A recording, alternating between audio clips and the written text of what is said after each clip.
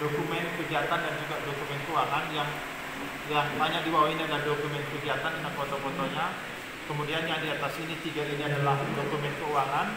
Kemudian ditambah dengan saldo. Berapa bisa? 3 juta. 3 juta. Saldo ada 3 juta 900. 3 juta 100. Nah, 3 juta 100. Ada 3 juta 100. Yang 3 juta 100 ini merupakan modal pengurus ke depan yang sebetulnya ini adalah penghematan.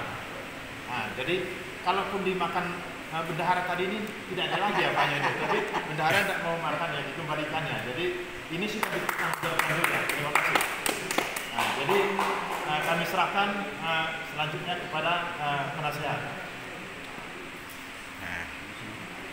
Ya, jadi kami dulu penasihat. Kalau pertama kami jadi pengurus dulu saldonya 0, sekarang adalah kemajuan saldonya 3 juta.